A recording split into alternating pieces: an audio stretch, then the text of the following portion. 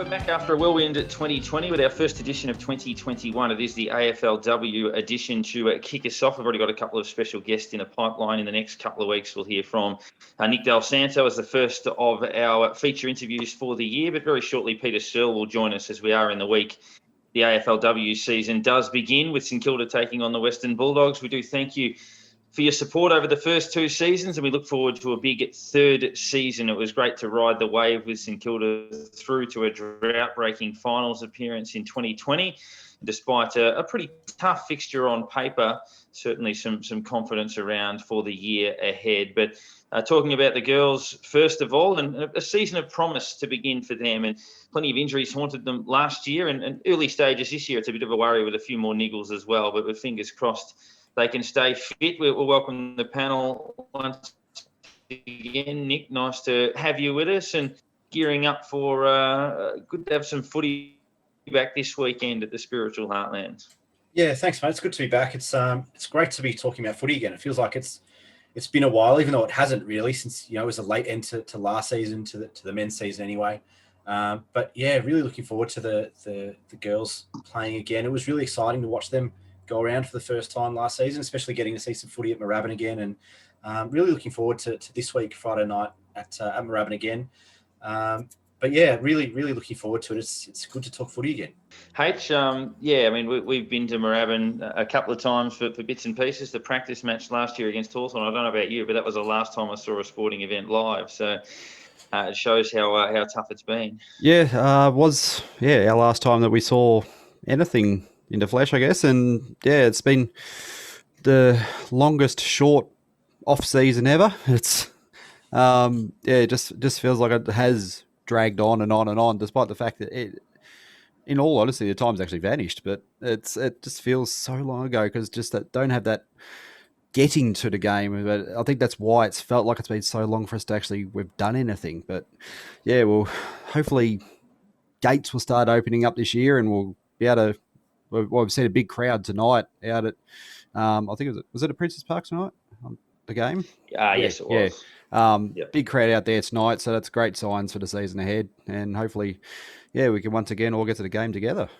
Yeah, it certainly gets us up and about knowing that, it's not too far away from having all of it back and being able to see the people that you normally see when you go to the footy and just enjoying that company and a sense of normality. So, I'm very much looking forward to that. And I'm looking forward to seeing how they go as well, obviously with a slightly longer fixture and a bit of a traditional look to the fixture where you're playing games at, Princess Park and Moorabbin and venues like that over the last couple of years, which is a real throwback to when we were kids. And of course, the men's team will play West Coast over in the West and Geelong at Moorabbin in what I think is a double header with the AFLW too, which is fantastic. But we'll analyse that a little bit more shortly, but we'll hear from our very first special guest. Very good to hear from her a night out from our first game. It is the AFLW coach of the Saints, Peta Searle.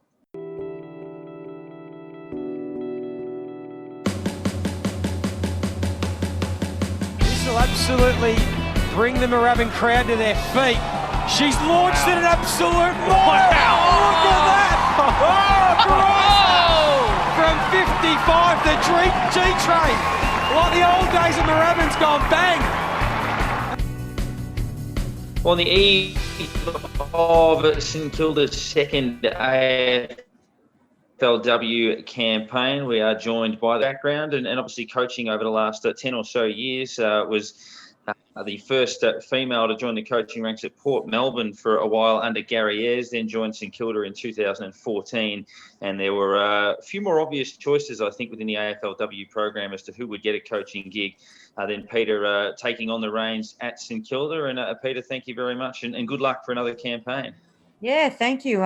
It's, great to be here. It's great to be playing footy again. I mean, we spoke to the girls the other night about, it's only 2 months ago. We weren't sure that we're going to get a season up and going. So to be able to run out on Moorabbin, it's pretty surreal for them again.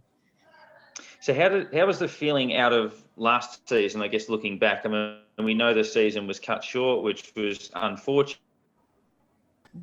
but for us, it wouldn't have mattered too much in terms of finals. But the year itself, I mean, I kind of look at the Bulldogs game last year where we probably got jumped early and then we're really competitive. We were outstanding against Melbourne, stiff to lose to Fremantle, beat Richmond, and we're really competitive the whole way through. As coach, how did you feel about campaign number 1? Yeah, look, it was a positive start. Obviously, you'd like to get a few more wins when you're that close. When you nearly knock off Fremantle and even Carlton, who probably was a team that comprehensively beat us. I think we had the first 3 scoring shots in the last quarter and kicked points in those 3 scoring shots. So, in women's footy, those 3 points become 3 goals and it's a different game. So, yeah, I think, we didn't set out to a win-loss ratio or anything like that, but obviously our process and who we want to stand for and the way we want to play was really important. And we felt that our game style, when we play it our way, is quite productive, but we needed to play it our way for a lot longer. Peter, so was that one of the focuses through the off-season and this new pre-season was to focus on playing our way even more? And how do you go about that with such a young group? Yeah, there wasn't much of a focus off season, to be honest. 111 days in lockdown. The focus was making sure the girls were physically and mentally connected and engaged. So, and I think that definitely will hurt us being a young side. Would have been great to have the VFL and just in terms of physical touch point as well. We've sustained a few soft tissue injuries in the last few weeks, which is not great. And my gut feeling is if we had that physical touch point with them throughout the VFL season or the winter, that we wouldn't have sustained those injuries. So, but definitely in the pre-season, it's been a massive focus. We heavily reviewed what we need to get better at, and then gone ahead and trained it. And I think pre-Christmas we were absolutely flying. Again, after Christmas, the break, and then going back into small groups was probably a little bit difficult for the girls, but. Our game plan and our ability to do the things that we want to do without giving too much away has certainly improved from last year. We just hope that, you work on one thing and that gets better, and hope that the stuff that we're good at continues to grow. But, the girls are definitely in a better space this time than they were last time. I was going to run a little comparison this year to last year. Obviously, 2 very different pre-seasons. First pre-season last year, the hype of the team, what's coming up, that sort of thing. This year, we've been locked down. It's just a drag of an off-season and everything. Has anything sort of carried over from the last pre-season? Have you tried to keep a few things the same, or have you just gone, no, we've got to do everything different this year, try something completely new, or have you tried to just keep it more consistent? So how have you gone into it? Yeah, no, I mean, you try and keep things as stable as you can in such an unstable environment, which last year was and footy is. But having said that, you've also got to be able to be, adaptable. And, I know that's the key word of COVID, but that's the key word of sport in general. So you've always got to be building resilience to change and grow and develop on the spot. So, there's certain things that were forced on us, which is the small groups and training in small groups. And, we felt that for a period of time that was quite advantageous. And I think to answer your question will be, what does pre-season look like next year? Having had a normal pre-season of footy, then having a pre-season COVID footy. So what are the gains out of COVID that we can input into our normal pre-season? And I think that will be, the interesting question in terms of our, third year pre-season, because there's certainly some things which were beneficial and there were some things that weren't. So how do we get the best of both worlds for next year? I spoke to Nathan Burke last week in another role just about how he was preparing for coaching against his own daughter in the other game. Obviously, you're on the foot of feeling about playing against the old man. Yeah. Well, he was pretty confident Alice was going to get a game. No, I think he said he'd tag her, actually. Yeah, look, we really don't go down that path much with Alice. We let her develop her own self and be her own person. And she certainly is. It's great to, she's got such a supportive father and family. Obviously Nathan was at our season launch, so it was good to, to give a speech and to be able to, throw a few cheeky banters at him. But yeah, look, Alice is, quite independent and capable young lady. So she'll go amongst. It's probably Nathan that will probably feel it more than Alice. As parents, you tend to feel your kids a lot more and be a bit more emotionally invested than I think the kids are with their parents. So, but look, Nathan's been involved in footy and he'll be hoping, obviously, to get a win, and we'll be hoping to get a win. But I'm sure that, if we walk away with the win, he'd be happy for Alice.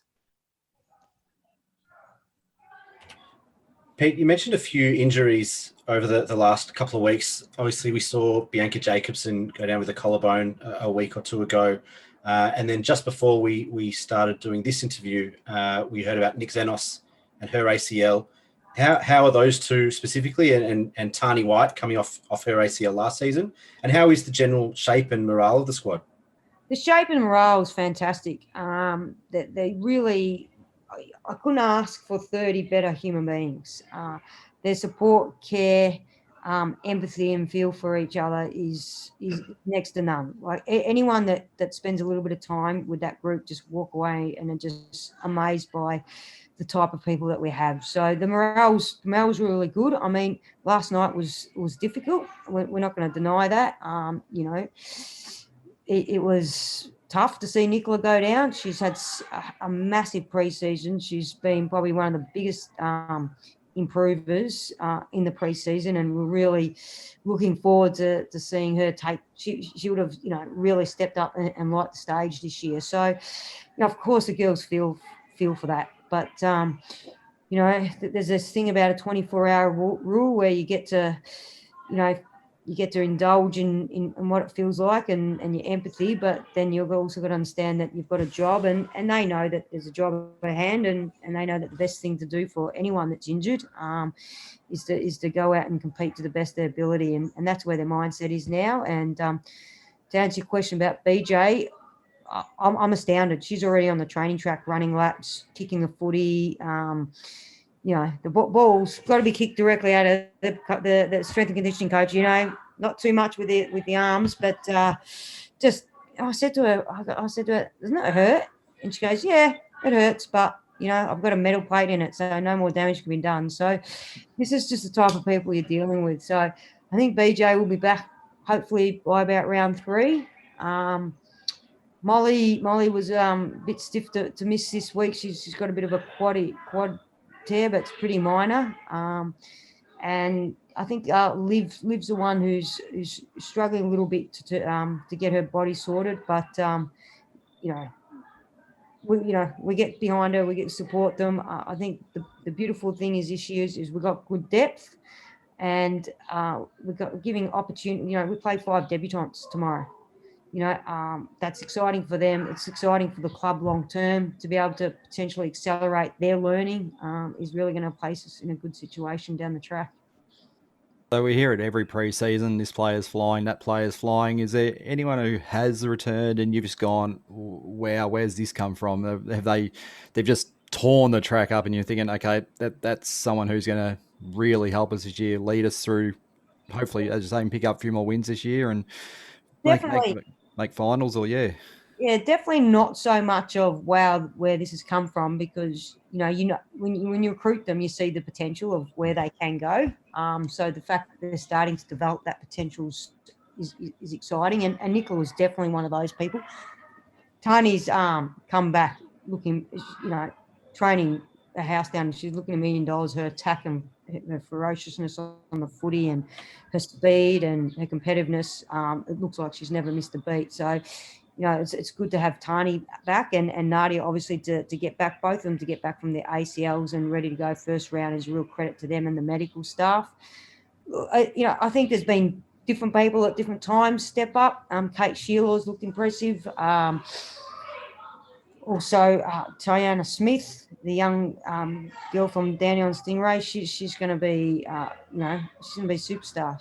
She's just really found a place. There's no second guessing whether the step up from NAB to AFLW is going to get in the way. She's certainly making an impact on our footy field. So we're really excited to see how she goes. And young Berkey herself, physically, really strong in the air and competes really well on the ground. So look, it's just not so much. I think everyone's just grown. Everyone's grown that little bit more as you'd expect from a young group. And I thought Georgia's practice match against Carlton in terms of a defensive side was the best I've ever seen. She was ferocious, her tackling. She came off and said, I don't think I've ever laid that many tackles. So, starting to get that really good balance in her game. So I think, everyone's just improved, which is what you hope for as a coach.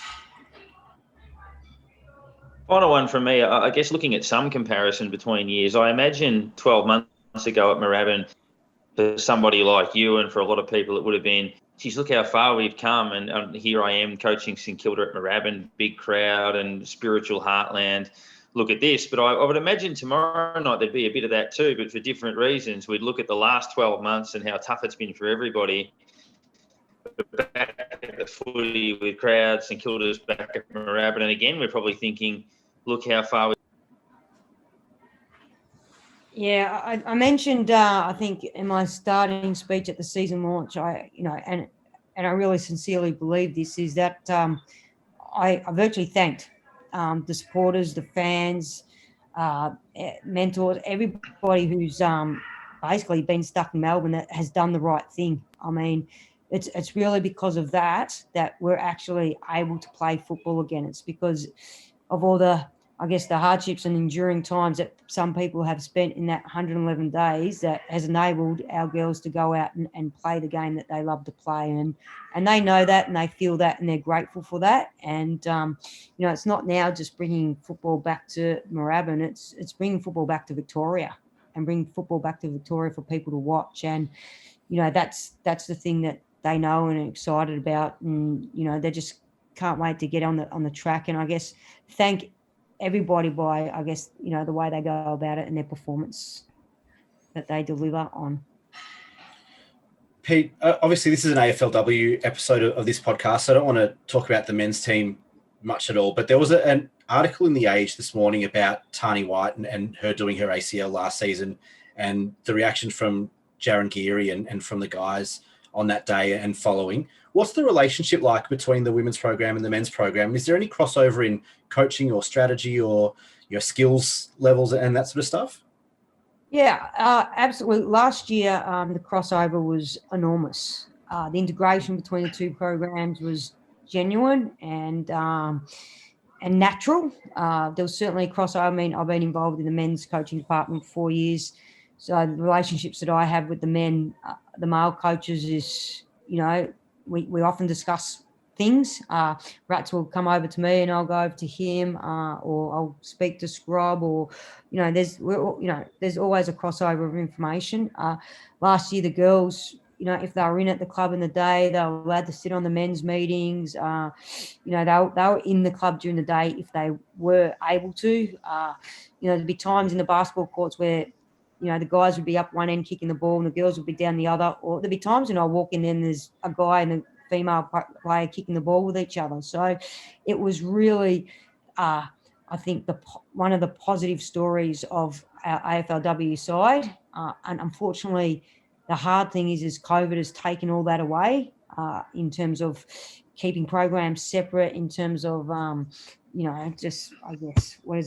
sanitizing really the whole situation. So that is something that we do grief, but we understand, and we really, as a club, look forward to the time where, we can get back together to what and keep building, I guess, on the positive relations that we had between both groups from last year. But on a real good note is that Lukey Dunstan has joined our coaching staff, and he'll be assisting with the mids. So, and he's just a ripper of a guy. I mean, he had his first session last night, and straight away, he's on the phone the next day. How's Nicola? So already heavily invested. And so that will be really beneficial for both programs as well. So are we blaming Luke Dunstan for this knee injury, new training methods? No, not at all.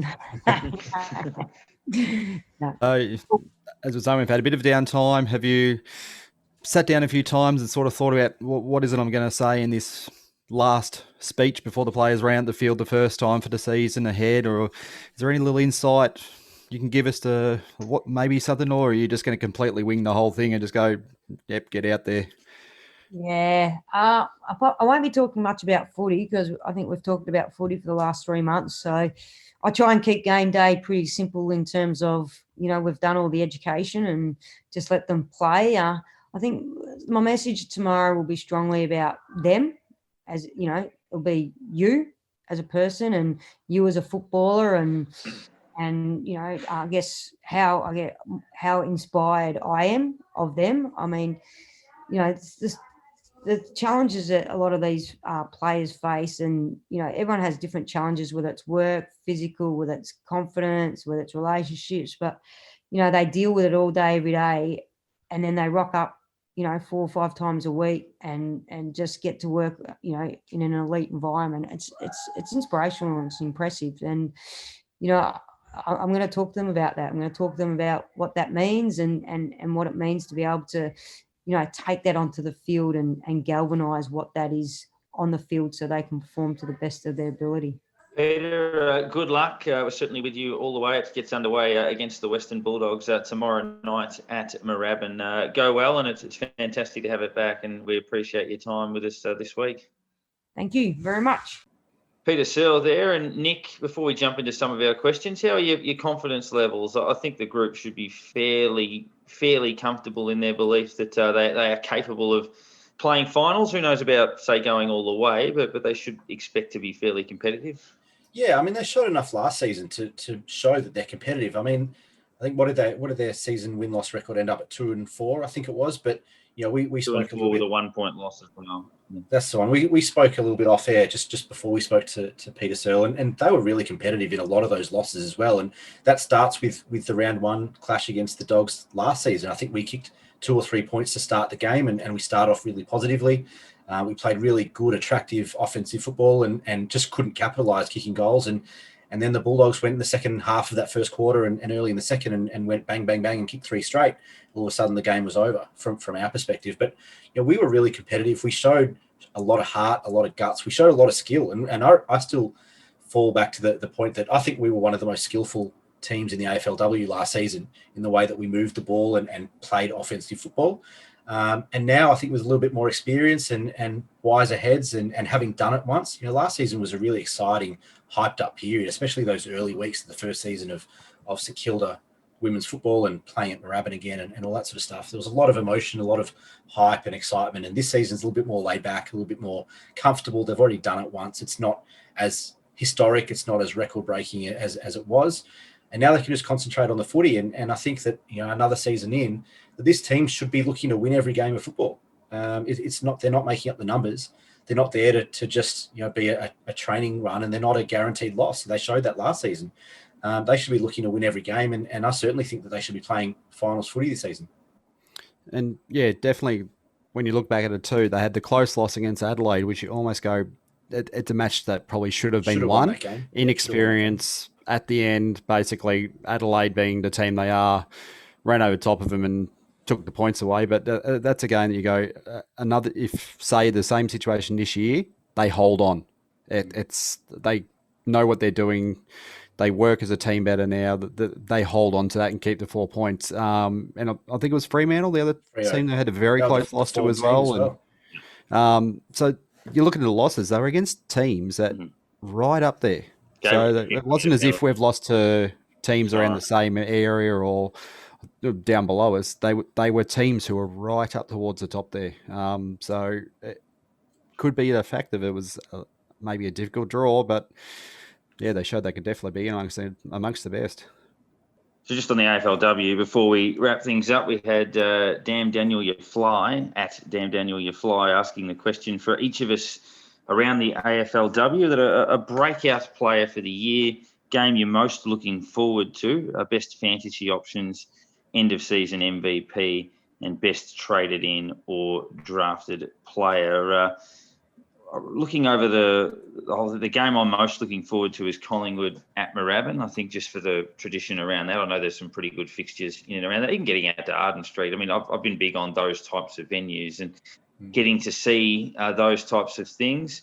In terms of breakout player, it wouldn't be a breakout role, but really keen to see how Georgia Patrikios goes in season number 2 and obviously continuing to get that level of attention that she's been able to generate over the course of the season. I would imagine that she would probably go pretty close to being the end of season MVP as well over the course of the journey. I have got, in terms of the best fantasy options, it's not hugely my domain. I must admit I haven't played fantasy football even in the men's space for probably 7 or 8 years. It'll be going back around about that far for me. And it's interesting that the best traded in or drafted player, if you look back at our first season in this competition where the list was largely built off the back of A, draft, but also off B, the VFLW talent along the way, that's changed a little bit going into this second season in the competition with, the emergence of players like Nat Exxon and those types of players as well. It's a general sort of overview as well, but I was really keen to see how Bianca Jacobson went, obviously just prior to her injury as well. Jade Van Dyke coming across to bolster the defence from Carlton is probably the one that I'd put towards the top of that echelon at the moment for me, and I think that covers most of it. Nick, which way are you looking? Yeah, I'm pretty similar. I mean, it's pretty hard to go past Georgia Patrikios as a breakout player. And like you said, it's not even a breakout player because she was phenomenal last season. But I think, if you go in a natural trend upwards from the way that she played in her debut season, that she's kind of the most dominant player in the middle of the ground for us. And I think that she'll have a huge impact. And like you said, has to be the obvious choice for the end of season MVP. For the AFLW squad. The game I'm most looking forward to, I've got to say, is this week. I think, it's been a long time since we've seen footy and seen live footy. You mentioned before that the last game that you guys were at of any type of sport was that pre-season game at Moorabbin against Hawthorn. The last sporting action that I saw was the week before that, the AFLW against the Bulldogs at Moorabbin. So it's been a very long time since live sport. I'm looking forward to Friday night at Moorabbin. Yeah, best fantasy option. I mean, it's got to be the ball winners, doesn't it? It's got to be the girls that are going to get their hands on the ball and have the most disposals. And again, you're looking at girls like Georgia Patrikios, at Nat Exxon. I think Nicola Zenos would have been in that category had she not done her ACL yesterday. So that's obviously a really tough blow for the squad. But I think, again, it's got to be Patrikios. Best traded in or drafted player to look out for. It's hard to go past our number one draft pick. I think she was pick 6 in the draft, Tiana Smith, I think it was. And Peta Searle said that she's flying and she's going to be a star. So definitely keep an eye on her. I think Jade Voigt, who's the ex-Melbourne Victory player in the A-League W. That's going to be a really interesting one.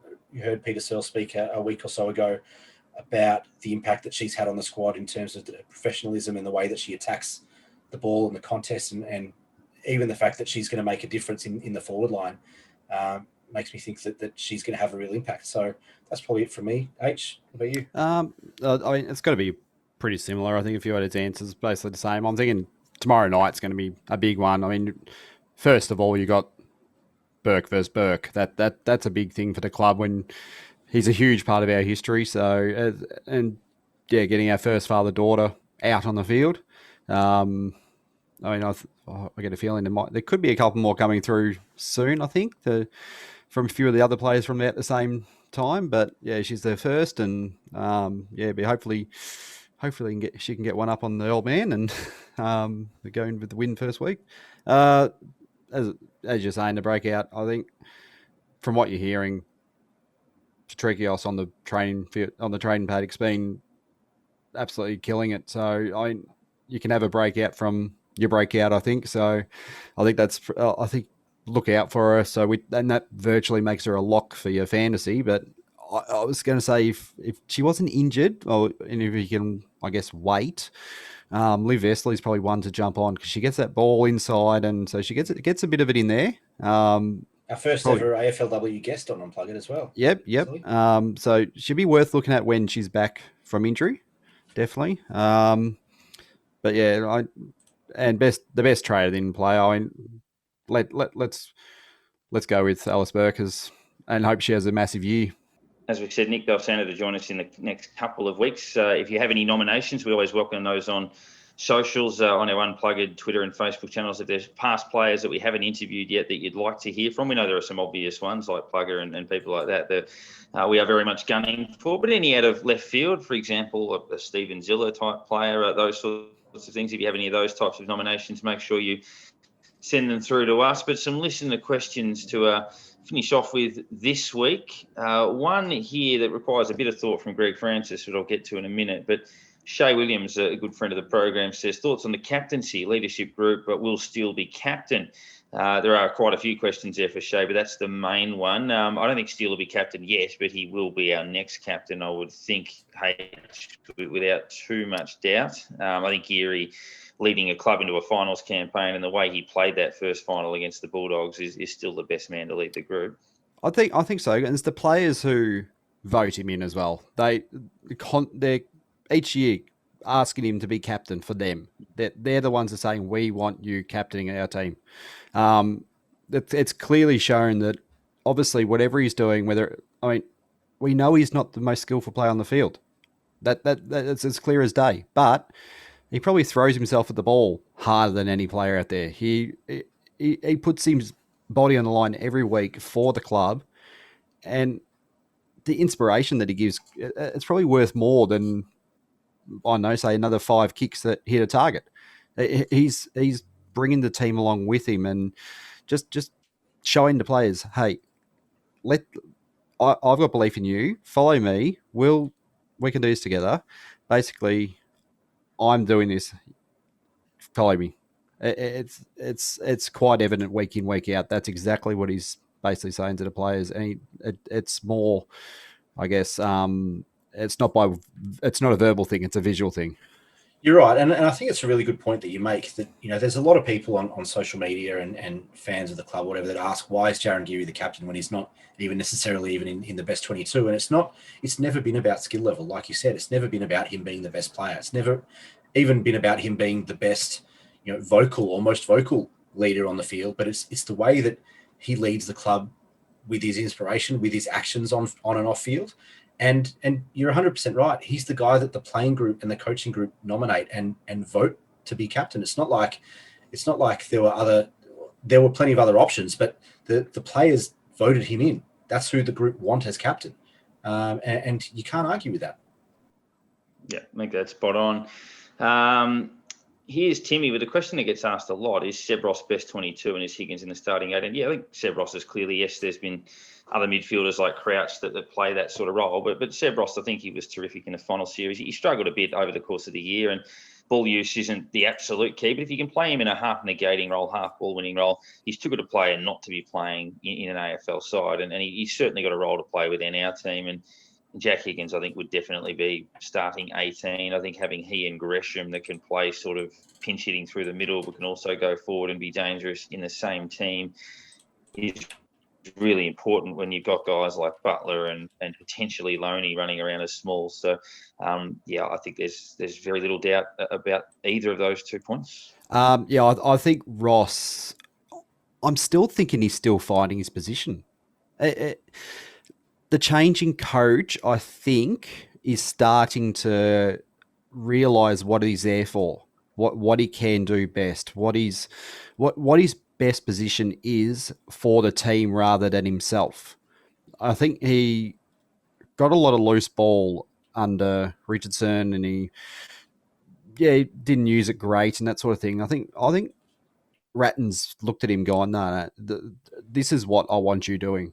And he sort of moulded it throughout the year. And towards the end of the year, as you're saying, his position was great. What he was doing for the team, negating one of the opposition's midfielders and winning his own ball at the same time. So I think look out for him this year to play a similar role, and I think he's going to start figuring it out a bit better than what he was. Well, I think we heard Brad Crouch speak a couple of weeks ago about those midfield guys that are have historically used to being in the trenches and in the clinches, getting the hard ball. Those contested ball winners, trying to find other avenues to being in the squad each week, and talking about how Crouch himself might play some games off half back or in the forward line or on the wing even. And I think the same is going to be said about guys like Seb Ross. I mean, we saw in Rat's first couple of games when he took over from Richo in 2019 that he was played across half forward at times and had an impact. He was able to win the ball in the forward line, keep the ball there. His forward pressure was good.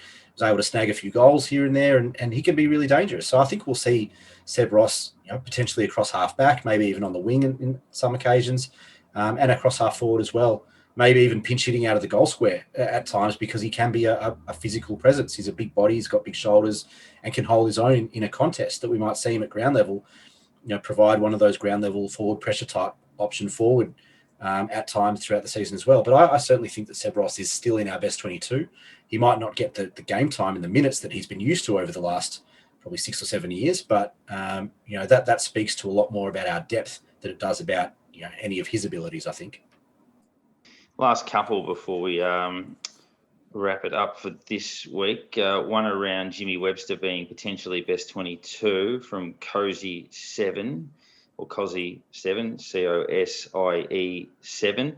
It probably depends on Hunter Clark going into the middle. That would open up another spot defensively, which Webster could potentially provide. But yeah, I mean, at this stage, he's probably been squeezed out by Caulfield and Patton and those types of players. But Hunter Clark making a move into the middle might potentially change that a little bit for him. And Greg Francis asks, sort of putting us all on the spot, best starting midfield, including wings. That's where it gets a little bit tricky. I mean, off the top of my head, without researching that too much, I'd be thinking the three in the centre with Marshall would be, or with Marshall or Ryder, would be Steele,